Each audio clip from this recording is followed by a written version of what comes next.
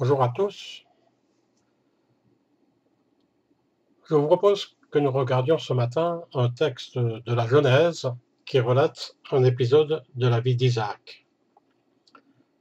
Ce texte, on le trouve au chapitre 26, à partir du verset 12 et jusqu'au verset 33.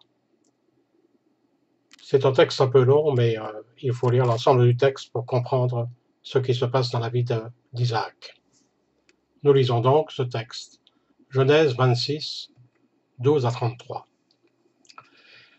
Isaac fit des semailles dans le pays, et il récolta le centuple cette année-là, car l'Éternel le bénit. Cet homme devint riche. Il s'enrichit de plus en plus, jusqu'à devenir très riche.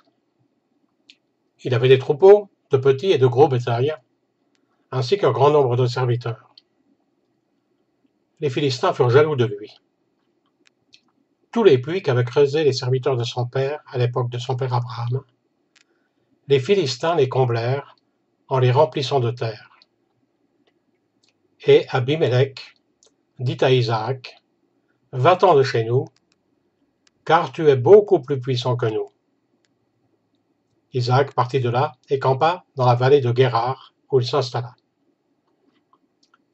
Isaac creusa de nouveau des puits, qu'on avait creusés à l'époque de son père Abraham, et que les Philistins avaient comblés après la mort d'Abraham. Il leur donna les noms que son père leur avait donnés. Les serviteurs d'Isaac creusèrent encore dans la vallée, et y trouvèrent un puits d'eau vive. Les bergers de Guérar cherchèrent querelle aux bergers d'Isaac, en disant « L'eau est à nous ». Il appela le puits Ézek, parce qu'on s'était disputé avec lui. Ses serviteurs creusèrent un autre puits, au sujet duquel on chercha aussi querelle, et il l'appela Sitna. Il partit de là et creusa un autre puits, pour lequel on ne chercha pas querelle. Il l'appela Rehoboth, car, dit-il, l'Éternel nous a maintenant mis au large, et nous prospérons dans le pays. Il remonta de là à Beersheba. L'Éternel lui apparut dans la nuit et dit, « Je suis le Dieu de ton père Abraham. N'aie pas peur, car je suis avec toi, je te bénirai, et je rendrai ta descendance nombreuse à cause de mon serviteur Abraham. » Isaac construisit là un autel et fit appel au nom de l'Éternel. Il y dressa sa tente, et les serviteurs d'Isaac y creusèrent un puits. Abimelech vint de Guérar, le trouver avec Ahuzat, son ami, et Picol, le chef de son armée. Isaac leur dit, « Pourquoi venez-vous me trouver, puisque vous me détestez, et que vous m'avez renvoyé de chez vous ?» Ils répondirent, « Nous voyons que l'Éternel est avec toi. C'est pourquoi nous disons qu'il y ait un serment entre nous et toi. Concluons une alliance avec toi. Jure que tu ne nous feras aucun mal, de même que nous ne t'avons pas maltraité, que nous t'avons fait seulement du bien, et que nous t'avons laissé partir dans la paix. Maintenant, tu es béni de l'Éternel. » Isaac leur prépara un festin, et ils mangèrent et burent. Ils se levèrent de bon matin et se prêtèrent mutuellement serment. Isaac les laissa partir, et ils le quittèrent dans la paix. Ce jour-là, des serviteurs d'Isaac vinrent lui parler du puits qu'il creusait, et lui dirent, « Nous avons trouvé de l'eau. » Il appela le puits Shiba. C'est pourquoi on a donné à la ville le nom de Beer-Sheba jusqu'à aujourd'hui. Jusque-là, la lecture. Ce texte de la Genèse relate donc un épisode de la vie d'Isaac. Dans la galerie des patriarches, Abraham, Isaac, Jacob, Joseph, c'est le personnage qui est le moins présent. On ne parle de lui que dans quelques chapitres de la Genèse, et seul ce chapitre 26 lui est personnellement et entièrement consacré. Pourtant, Pourtant, Isaac a eu une longue vie qui n'a pas été exempte de difficultés. On peut rappeler brièvement les difficultés de sa naissance. Il est né avec des parents très âgés. Et sa naissance a causé un drame à cause de la jalousie de Sarah, sa mère. Abraham a dû mettre dehors son demi-frère Ismaël et sa mère Agar. Plus tard, l'épisode de son sacrifice, demandé par Dieu comme test de la foi d'Abraham et arrêté au dernier moment, a sans doute laissé des traces dans sa mémoire.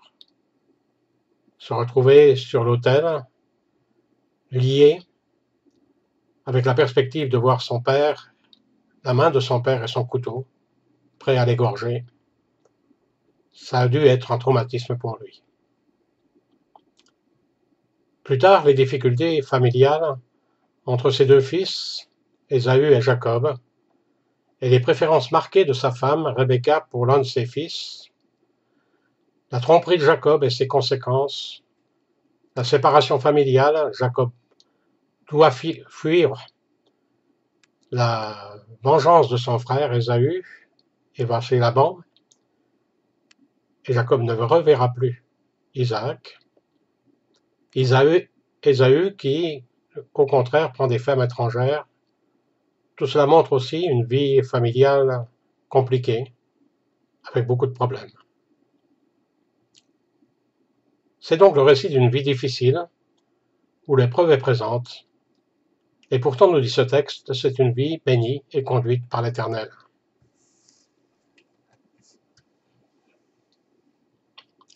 Isaac, après la mort d'Abraham, poursuit le même parcours que son père Abraham, étranger dans le pays où il vit. Le parcours d'un nomade, logé sous des tentes avec toute sa caravane et ses troupeaux. Et comme on l'a dit, comme son père, il est béni par le Seigneur, et ses troupeaux et ses biens s'accroissent. Ce qui suscite la jalousie d'Abimelech et des gens du pays de Guérar. Et une petite musique qu'on connaît, hélas aujourd'hui, se met en route. Dehors l'étranger. On est bien chez nous. Les choses d'ici, c'est nos choses, ça nous appartient. C'est le refrain de l'exclusion, de la xénophobie, de la haine de l'autre. Boucher un puits, dans un pays comme le pays d'Israël, désertique, et le rendre inutilisable, c'est une vraie déclaration de guerre. Pourtant, Abraham, son père, avait conclu un pacte avec Abimelech, ce roi de Guérar, chef des Philistins. Un pacte justement concernant les puits. Pour cette alliance, il avait offert 7 brebis à Abimelech. Cela nous est relaté dans le chapitre 21 de la Genèse, de versets 28 à 30. Mais avec le temps, les signes d'amitié s'effacent, les engagements s'oublient, les mauvais instincts et les ressentiments reprennent vite le dessus. Les raisons du rejet de l'étranger peuvent être nombreuses et se manifestent d'abord au niveau de la pensée. On ne l'exprime pas tout de suite, mais on pense, qu'est-ce qu'il fait celui-là? Puis, plus ou moins tard, la parole et les gestes de rejet et de haine se libèrent. C'est exactement ce qui se passe pour Abimelech et ses bergers. Ces réactions sont redoutables. Si nous n'y prenons pas garde, nous aussi, et si nous n'essayons pas de les maîtriser.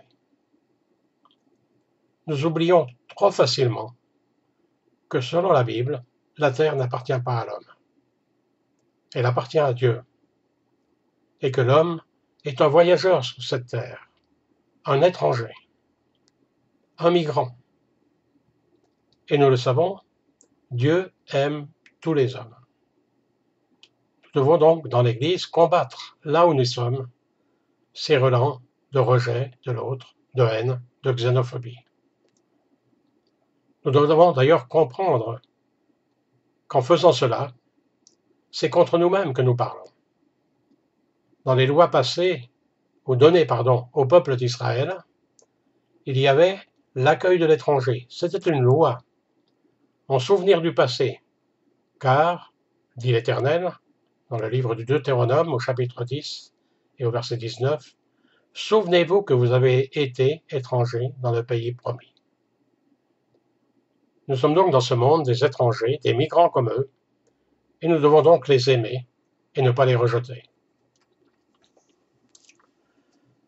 Devant cette haine injuste et ce rejet violent, Isaac aurait pu choisir de répondre par la violence et le combat. Mais le texte nous dit qu'il choisit de s'éloigner et de creuser un nouveau puits. Cela nous fait penser aux paroles de Jésus dans le Sermon sur la montagne. « Mais je vous dis, à vous qui m'écoutez, aimez vos ennemis, faites du bien à ceux qui vous haïssent, bénissez ceux qui vous maudissent, priez pour ceux qui vous maltraitent. Si quelqu'un te frappe sur une joue, présente-lui aussi l'autre. Si quelqu'un prend ton manteau, ne l'empêche pas de prendre encore ta tunique. Donne à quiconque te demande, et ne réclame pas ton bien à celui qui s'en empare. » Luc 6, 17 à 30. Isaac, au lieu de se quereller, va ailleurs pour creuser un nouveau puits, et pour chercher, dans ce désert, l'eau dont il a besoin. C'est une vraie réflexion pour nous dans nos conflits. Ne vaut-il pas mieux rechercher auprès du Seigneur ce puits d'eau vive qui peut nous restaurer, plutôt que de réclamer ce qui nous est dû et d'entretenir la violence. Mais la jalousie et la haine sont tenaces, et les Philistins recommencent leurs mauvaises actions. À chaque fois, Isaac garde la même attitude. Et devant cette nouvelle querelle, il préfère quitter ce puits, ce premier puits qu'il nommait Zek, c'est-à-dire querelle, en rejetant une première fois le conflit. Puis une deuxième fois, avec un puits qu'il appelle Sitna, qui veut dire opposition, parce que le peuple de Guérar s'oppose à ce qu'il creuse ce nouveau puits. En fait, quand on fait attention, à 4 reprises, c'est le même scénario. Isaac et ses bergers sont confrontés à l'épreuve d'un rejet systématique, sans cause, sinon celle de la jalousie. L'ennemi se venge de la réussite de cet étranger et persiste dans l'injustice. Et on est étonné du comportement d'Isaac, qui à chaque fois préfère renoncer à la bataille et à la violence, et choisit plutôt de s'éloigner et de rechercher et creuser un nouveau puits. On remarquera juste au passage la mauvaise foi et la duplicité politique du roi Abimelech. C'est pas la peine de faire des commentaires là-dessus. Quelle leçon pouvons-nous tirer de ce récit? La première chose qui nous surprend, c'est l'attitude étonnante d'Isaac, le refus de la violence. Cependant, on peut remarquer que cette attitude, qu'on peut penser au départ être de la faiblesse, arrive finalement à convaincre Abimelech de la présence de Dieu dans la vie d'Isaac. L'attitude conciliante et pacifique a fini par porter ses fruits. En refusant de tomber dans le piège de la provocation, de l'escalade dans le conflit, Isaac a amené Abimelech à changer de comportement, de point de vue. C'est ce que dit Paul dans le livre des Romains, de l'Épître aux Romains, au chapitre 12, les versets 17 à 21. Autant que possible, et dans la mesure où cela dépend de vous, vivez en paix avec tous les hommes. Ne vous vengez pas vous-même, mes amis, mais laissez agir la colère de Dieu, car il est écrit, c'est à moi qu'il appartient de faire justice. Mais voici votre part. Si ton ennemi a faim, donne-lui à manger. S'il a soif, donne-lui à boire. Par là, ce sera comme si tu mettais des charbons ardents sur sa tête. Ne te laisse jamais dominer par le mal. Au contraire, sois vainqueur du mal par le bien. La dernière partie de ce verset est un peu difficile à comprendre, pour nous en tout cas, mais selon les explications d'Alfred Kuhn dans son encyclopédie des difficultés bibliques, il dit que l'ensemble des commentateurs pensent que ce verset encourage à vivre dans de bons sentiments et d'agir pour le bien de celui qui nous offense en laissant à Dieu la justice, ce qui peut l'amener à reconnaître le mal et l'amener sur le chemin du changement et de la repentance. Le deuxième enseignement qu'on peut tirer aussi de ce texte, c'est un encouragement à la persévérance. Isaac et ses serviteurs ne se sont jamais découragés. Ils ont persisté à chaque fois et ont fait l'effort de creuser un nouveau puits. Et à chaque fois, ils ont trouvé de l'eau. La parole de Dieu nous encourage à la persévérance dans l'épreuve, dans les difficultés.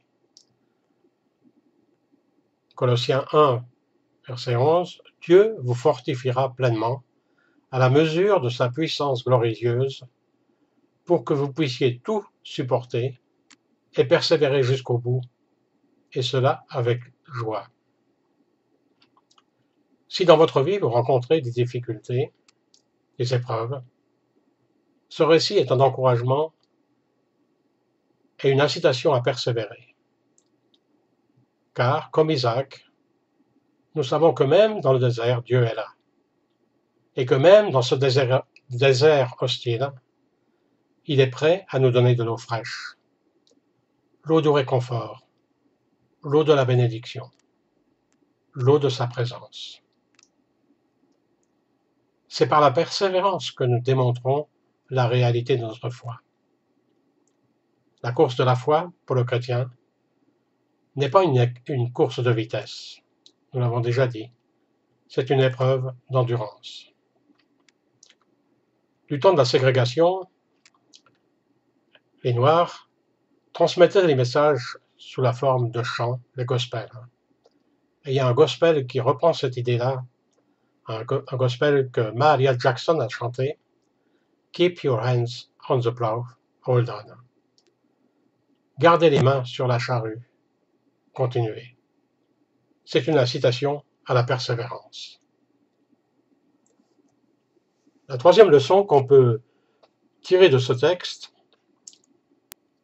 on peut s'étonner et remarquer en tout cas la capacité qu'a Isaac à trouver tant de points d'eau dans ce désert. Un désert, en principe, c'est un endroit où il n'y a pas beaucoup d'eau. Et là, pourtant, on voit que 7 fois, puisqu'on parle de 7 puits différents, 7 fois dans ce pays, dans cette zone, Isaac va pouvoir trouver, et ses serviteurs vont pouvoir trouver des puits avec de l'eau. C'est presque surnaturel. Cela nous parle de l'abondance de la grâce de Dieu. Un verset pour traduire cela, l'Épître aux Éphésiens, chapitre 1, versets 7 et 8. « En lui, par son sang, nous sommes rachetés, pardonnés de nos fautes, conformément à la richesse de sa grâce. Dieu nous l'a accordé avec abondance, en toute sagesse et intelligence. » Les ressources du Seigneur ne sont pas épuisées, son esprit est là, même dans les situations les plus difficiles, même dans les épreuves qui nous semblent insupportables. Son esprit est là pour répondre à nos besoins. Dieu est toujours présent. C'est l'assurance que ce récit veut imprimer dans nos cœurs. Et c'est aussi à nous que Dieu dit ce matin, « Je suis le Dieu de ton Père, n'aie pas peur, car je suis avec toi. » Mais j'aimerais revenir sur le verset 25 de notre texte. Isaac construisit là un autel et fit appel au nom de l'Éternel. Il y dressa sa tente, et les serviteurs d'Isaac y creusèrent un puits. Et je voudrais terminer en mettant l'accent sur ces trois images qui accompagnent la vie d'Isaac, comme d'ailleurs elles avaient accompagné celle d'Abraham son père. Une tente, un autel, un puits, trois objets très symboliques, et que je voudrais lier à la personne et à l'œuvre des trois personnes de la Trinité dans nos vies.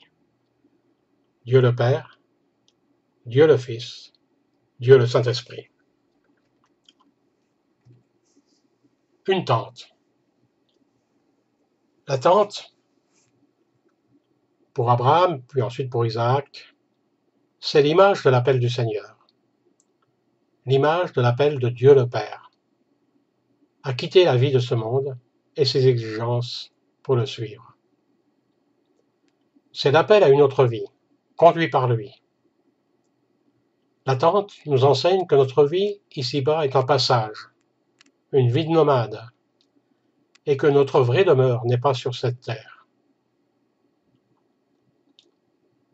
Dans l'évangile de Matthieu, Jésus dit à ses disciples, au chapitre 16 et au verset 24, « Si quelqu'un veut venir après moi, qu'il renonce à lui-même, qu'il se charge de sa croix et qu'il me suive. » La tente, c'est donc l'image de l'appel de Dieu. Et le livre des Hébreux nous rappelle que c'est par la foi qu'Abraham a obéi lorsqu'il a été appelé à aller au lieu qu'il recevrait en héritage. Et il est sorti ne sachant pas où il allait. Par la foi, il habitait le pays de la promesse comme dans un pays étranger, demeurant dans des tentes avec Isaac et Jacob, les héritiers avec lui de la même promesse.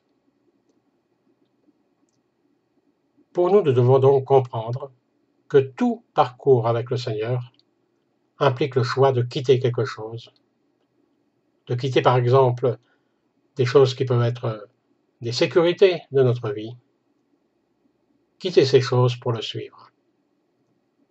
Cette décision est nécessaire. Et nous nous rappelons l'épisode du jeune homme riche, ce que cela nous enseigne. Un autel. L'autel, c'est le symbole du sacrifice, du prix à payer pour s'approcher de Dieu. Et évidemment, on pense immédiatement au sacrifice de Jésus-Christ à la croix, le sacrifice du Fils de Dieu mort pour expier nos péchés. Mais nous sommes aussi invités, nous, à faire monter sur cet autel des sacrifices d'adoration, des sacrifices de reconnaissance, des sacrifices d'offrande. Nous sommes même invités, en retour, à offrir nos vies comme un sacrifice vivant et agréable au Seigneur. Et vous-même, nous dit l'apôtre Pierre au chapitre 2 au verset 5, en tant que pierre vivante, laissez-vous édifier pour former une maison spirituelle, un groupe de prêtres saints, afin d'offrir des sacrifices spirituels que Dieu peut accepter par Jésus-Christ. Cela nous montre l'importance de l'adoration, de l'offrande, du sacrifice et de la louange, aussi bien dans notre vie spirituelle personnelle que dans la vie de l'Église. Offrir un sacrifice de louange et de reconnaissance, d'agréable odeur au Seigneur. Le puits.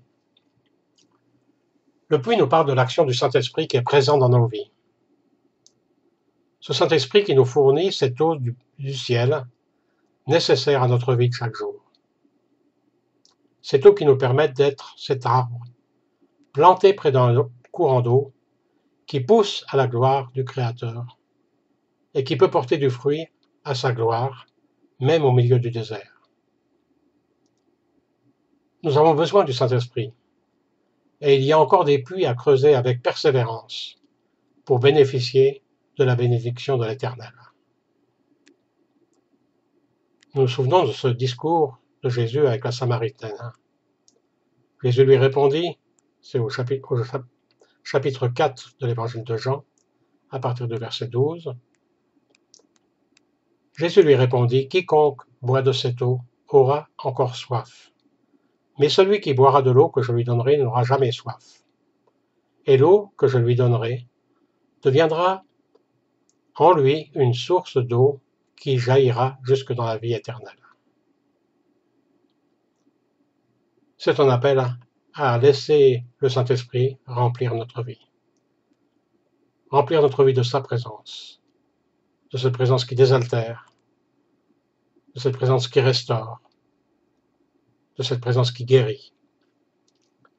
Mais le Seigneur nous invite aussi à faire déborder cette eau autour de nous, pour que d'autres connaissent cette possibilité de la relation et de la bénédiction avec le Seigneur. Que l'expérience d'Isaac soit pour nous une leçon pour bénéficier, nous aussi, de cette déclaration du Seigneur. Je suis ton Dieu, ton Père. N'aie pas peur, car je suis avec toi. Je vous propose de vous incliner dans la prière. Seigneur notre Dieu, notre Père,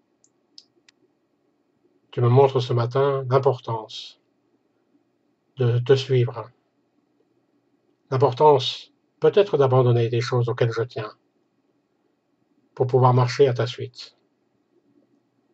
Seigneur, donne-moi la force de faire cela et d'être un chrétien qui marche fidèlement. Donne-moi la force de la persévérance. J'ai besoin de ta présence, Seigneur.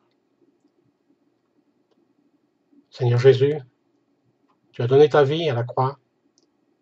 Aide-moi à faire de ma vie un sacrifice de bonne odeur. Aide-moi à faire monter vers toi une louange, une reconnaissance, qui soit, Seigneur, quelque chose qui t'honore et qui te glorifie. Et que cela puisse être aussi un témoignage pour ceux qui m'entourent. Saint-Esprit, viens, remplis ma vie, pour que je sois capable de montrer ta grâce au monde, et pour que je sois capable de montrer ce que tu es capable de faire dans la vie, pour tous ceux qui ont besoin de changement. Seigneur, merci parce que tu veux faire cela ce matin. Amen.